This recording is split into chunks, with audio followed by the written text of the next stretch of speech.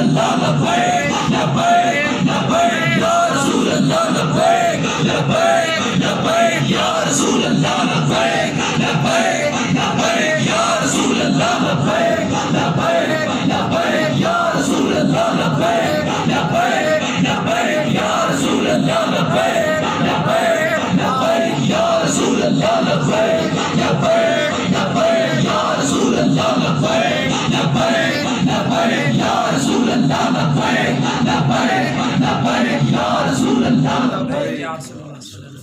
اور یاد رکھیں جس راستے پہ ہم چل پڑے ہیں اس راستے میں بڑے بڑے امتحان آئیں گے، بڑے بڑے امتحان آئیں گے۔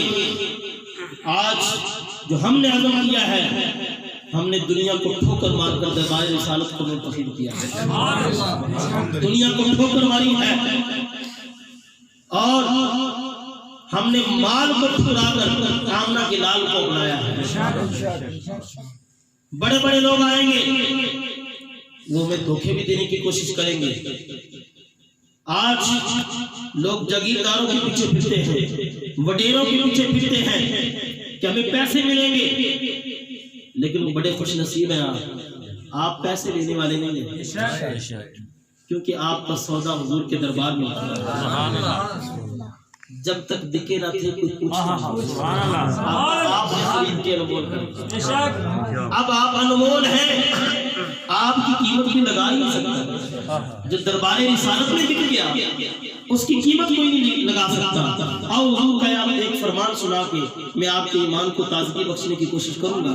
نبی پاک علیہ السلام کا فرمان ہے، سیاستہ کے اندر حدیث موجود ہے قبلہ، اور یہ حدیث میں نے جب مطالعہ کیا تو آنکھوں سے آنسو بہہ گئے۔ سبحان اللہ، بڑی خوبصورت حدیث ہے، یہ سنیں توجہ کے ساتھ۔ نبی دو عالم علیہ السلام، بخاری مسلم کی روایت ہے، حضور نبی پاک علیہ السلام ایک غزوے سے واپس آئے تو اس غزوے سے بہت سارا مال غنیمت اکٹھا ہوا، بہت سارا مال غنیمت اکٹھا ہوا۔ جب سارے مجاہدین اکٹھے ہو گئے نا تو حضور نے فرمایا کہ یہ مال جو ہے نا شام سے پہلے پہلے سارے مجاہدوں میں تقسیم کر، یہ مال شام سے پہلے پہلے سارے مجاہدوں میں تقسیم کر۔ حضرت انس بن مالک روایت کرتے ہیں کہ سارے مجاہدوں کو اکٹھا کیا۔ اس جہاد کے اندر کچھ مکی مجاہد بھی تھے، کچھ مدنی مجاہد بھی تھے، کچھ مکہ پاک سے آئے ہوئے تھے اور کچھ مدینے کے تھے، انصار اور مہاجر اس میں شریک تھے۔ کریم آقا نے فرمایا حضرت انس بن مالک کو مال تقسیم کرو، اور جو مکہ والے ہیں مکہ سے رہتے ہیں ان کو مال زیادہ دینا اور مدینہ والوں کو مال کم دینا۔ توجہ کر دو، مکہ والوں کو مال زیادہ دینا اور مدینہ والوں کو مال کم دینا۔ کریم آقا نے جب یہ حکم فرمایا تو انس بن مالک رضی اللہ تعالیٰ عنہ آپ نے مال تقسیم کرنا شروع کر دیا، مکہ والوں کو دیا۔ ایک مدنی نو عمر مجاہد بیٹھا ہوا، ابھی جوانی میں قدم رکھا، وہ کھڑا، اس نے ایک شکوہ کیا، توجہ کرو، اس نے شکوہ یہ کیا کہ اللہ کے نبی نے انصاف نہیں کیا۔ اب توجہ کرنی ہے کہ نبوت کی رسالت مسئلہ حساس کتنا ہے۔ اس نوجوان ابھی نو عمر تھا، جوانی میں قدم رکھ رہا تھا، اس نے کہا کہ اللہ کے نبی نے انصاف نہیں کیا، اور اپنی تلوار کو یوں کہا اور کہا کہ ہماری تلواروں سے کافروں کے خون ابھی بہ رہے ہیں، کافروں کو گاجر مولی کی طرح ہم نے کاٹا ہے، اور جب مال کی تقسیم کی باری آئی تو اللہ کے نبی نے سارا مال مکہ والوں کو دے دیا۔ توجہ کرنی ہے۔ اب اس مدنی نوجوان نے بے ادباً یہ بات نہیں کی، صرف اس لیے یہ کہا کہ ہمیں بھی مال برابر کا ملنا چاہیے، لیکن جب یہ بات انس بن مالک نے کریم آقا کے خیمے میں جا کے حضور کو بتائی، حضور مدنی نوجوان ایک شکوہ کر رہا ہے، حدیث کے الفاظ ہیں، عربی عبارت کے اندر پڑھیں تو یہ واضح طور پر ملتا ہے کہ حضور تک جب یہ خبر پہنچی نا، میرے نبی کا چہرہ غصے سے متغیر، غصے سے کریم آقا نے فرمایا سارے مجاہدوں کو اکٹھا کرو اور ان سے اعلان کرو کہ اللہ کا نبی ان سے خطاب کرنے والا ہے، اللہ کا نبی ان سے خطاب کرنے والا ہے۔ اب توجہ کرنی ہے، اور یہ جو روایت میں سنا رہا ہوں یہی سبق ہے، اسی کو یاد رکھنا ہے۔ کریم آقا تشریف لے کے آئے، سارے مجاہد ہیں، مدنی بھی اور مکی مجاہد بھی سارے موجود ہیں۔ اللہ کے نبی نے خطاب شروع کیا، کوئی عام خطاب تو نہیں ہوگا نا، امام الانبیاء کا خطاب تھا۔ عام خطاب تو نہیں ہوگا. میرے نبی نے اللہ کی حمد و ثنا بیان کرنے کے بعد اپنی گفتگو کا آغاز کیا. سنیں وہ گفتگو, اور ہم اپنے گریبان میں جھانک کے ہم نے دیکھنا بھی ہم کس جگہ پہ کھڑے ہیں. میرے نبی نے فرمایا مدینہ والوں سنو, مجھ محمد کے مدینہ میں آنے سے پہلے تمہاری حالت کیا تھی. توجہ کر دیجیے. میں محمد جب مدینے میں آیا تم لوگوں کی نظروں میں ذلیل تھے. میں محمد جب مدینے میں آیا تم روٹی تک کو ترستے تھے. میں محمد جب مدینے میں آیا کئی دن تمہارے گھروں کے چولہوں میں آگ تک نہیں جلتی تھی. تمہارے اندھیروں میں بسیرے تھے, ظلمت کی زندگی گزار رہے تھے, ایمان سے کوسوں دور تھے اور ایمان کی روشنی تمہیں نصیب نہیں تھی. میں محمد مدینے میں آیا. توجہ کرنی ہے, میرے نبی نے یوں ہی لہجہ بدلا اور کہا مدینہ والوں سنو, میں محمد مدینے میں آیا تو میں نے تمہاری ذلت کو عزت میں بدل دیا. میں محمد مدینے میں آیا میں نے تمہاری تنگی کو خوشحالی میں بدل دیا. میں محمد مدینے میں آیا تمہیں رزق مل گیا. میں محمد مدینے میں آیا تمہارے گھروں کے چولہوں میں آگ جلنا شروع ہو گئی. میں محمد مدینے میں آیا تمہارے اندھیروں میں بسیرے تھے, میں نے نور ایمان کی روشنی عطا کر دی اور آج تمہیں صراط مستقیم نصیب ہے. میرے نبی خطاب فرما رہے ہیں اور مدنی نوجوان کی آنکھوں سے آنسو جاری. وہ زاروں قطار رو رہا ہے, ہاتھ باندھ کے کھڑا ہے, اے اللہ کے نبی مجھ سے غلطی ہو گئی, مجھے معاف فرما دے. میرے نبی نے فرمایا مکہ والو تم اپنے ماضی کو بھول گئے ہو. کل تم کیا تھے اور آج کیا ہو. کل کیا تھے اور آج کیا ہو. یہاں توجہ کرنی ہے.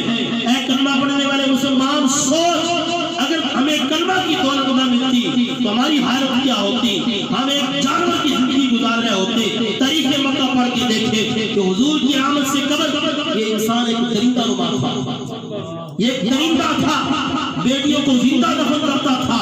یہ ماں کا ادب نہیں کرتا تھا, ماں کو منڈی میں جا کے بیچا کرتا تھا. یہ بہن کا عزت نہیں کرتا تھا, بیوی کا احترام نہیں کرتا تھا. یہ ساری عزتیں کس نے بتائی؟ میرے نبی نے آ کر بتایا اے کلمہ پڑھنے والوں ماں کے قدموں کے نیچے جنت ہے. میرے نبی نے اعلان کیا لوگوں سن لو, بیٹی کو زندہ دفن نہیں کرنا. میری بیٹی فاطمہ محمد کے جگر کا ٹکڑا. یہ بیٹی کو عزت کس نے دی؟ اللہ کے نبی نے. اب توجہ کرنی ہے. آج تو بڑے بڑے دعوے کرتا ہے میرے باپ کو گالی نہ دینا, میرا باپ عزت والا ہے, میری بہن کا نام نہ لینا, میری بہن عزت والی ہے, میری ماں کا نام اپنی زبان پہ نہ لینا, میری ماں عزت والی ہے, میرے بھائی کو گالی نہ دینا, میرا بھائی عزت والا ہے, میرے پیر کو باپ نہ کرنا, میرا پیر عزت والا ہے. اے نوجوان بتا یہ ساری عزتیں تجھے ملی کس کے صدقے ہیں؟ لبیک لبیک یا رسول اللہ, لبیک لبیک لبیک یا رسول اللہ, لبیک لبیک یا رسول اللہ, لبیک لبیک لبیک یا رسول اللہ, لبیک لبیک لبیک یا رسول اللہ, لبیک لبیک لبیک یا رسول اللہ, لبیک لبیک لبیک یا رسول اللہ, لبیک لبیک لبیک یا رسول اللہ, لبیک لبیک لبیک یا رسول اللہ, لبیک لبیک لبیک یا رسول اللہ, لبیک لبیک لبیک یا رسول اللہ, لبیک لبیک لبیک یا رسول اللہ, لبیک لبیک. آج ماں کی عزت کے لیے تو میدان عمل میں آ جائے, آج باپ کی عزت کے لیے تو میدان میں آ جائے, آج پیر کی عزت کی بات آئے تو میدان میں آ جائے, تو نبی کی عزت کی بات آئے تو سویا رہے. نبی کی عزت کی بات آئے تجھے پتہ ہی نہ ہو, یاد رکھ جس کے صدقے یہ ساری عزتیں ملی ہے, آج وقت ہے اس کی عزت پہ اپنے آپ کو قربان کرنے کا. کیا تیار ہے یہی مشن ہے طریق لبیک پاکستان کا. حدیث بیان کر رہا تھا, حضور نے فرمایا مدینہ والوں تم اپنے ماضی کو بھول گئے, تم اپنے ماضی کو بھول گئے ہو. اب وہ نوجوان ہاتھ باندھ کے کھڑا ہوا, حضور مجھے معاف فرما دے, مجھ سے غلطی. اب میرے نبی نے ایک سوال کہا, خطاب میرا پورا ہو گیا. حضور نے فرمایا اے مدینہ والوں اب فیصلہ تمہارے ہاتھ. میں بڑی پیاری بات کرنے لگا. اے مدینہ والوں، فیصلہ تمہارے ہاتھ میں ہے. سوال میں محمد کر رہا ہوں. اے مدینہ والوں، بتاؤ تمہیں مال چاہیے کہ آمنہ کا لال چاہیے؟ سبحان اللہ. تمہیں مال چاہیے کہ آمنہ کا لال چاہیے؟ صحابہ رونے لگ گئے اور قریب آقا نے فرمایا، اے مدینہ والوں، کیا تمہیں یہ بات منظور نہیں کہ مکہ والے تو جائیں، بھیڑ بکریاں اونٹ لے کے جائیں، سونا چاندی جواہرات لے کے جائیں، مکہ والے جائیں تو مال لے کے جائیں اور آمنہ کا لال تمہارے پاس رہے؟ سبحان اللہ. سبحان اللہ. کیا یہ بات تمہیں پسند نہیں ہے؟ تمہیں یہ سودا منظور نہیں ہے؟ بتاؤ کہ مال چاہیے کہ آمنہ کا لال چاہیے؟ سبحان اللہ. آج بھی وہی ترازو ہے ہمارے سامنے جس موڑ پہ ہم کھڑے ہیں. ایک طرف حضور کی عزت کی بات ہے اور ایک طرف یہ دھوکے باز دنیا، یہ بھی ہمارے سامنے ہے. ہماری ٹکر ہے اس کے ساتھ. وہی صحابہ والا جذبہ پیدا کرنا ہوگا. اب وہ مدنی نوجوان جس نے شکوہ کیا تھا، اب اس نے جواب کیا دیا، عرض کرتے ہیں حضور مجھے مال نہیں چاہیے، آمنہ کا لال چاہیے. سبحان اللہ.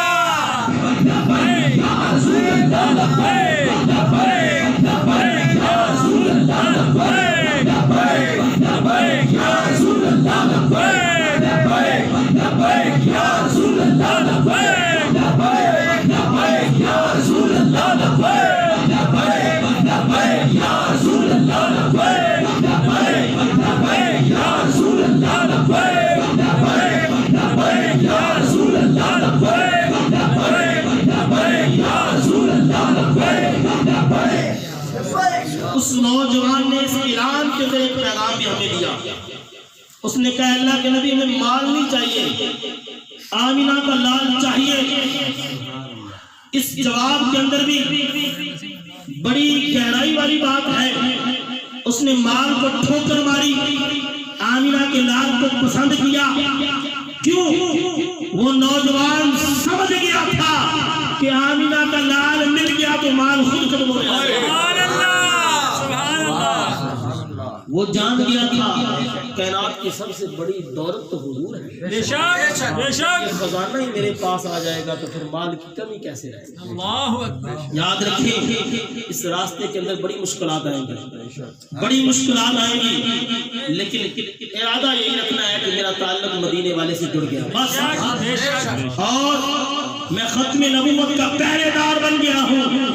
اور ختم نبوت کے مجاہد کے بارے میں میرے علی کا فتویٰ ہے کہ ختم نبوت کے پہرے دار کی پشت پہ میرے حضور کا ہاتھ. سبحان اللہ.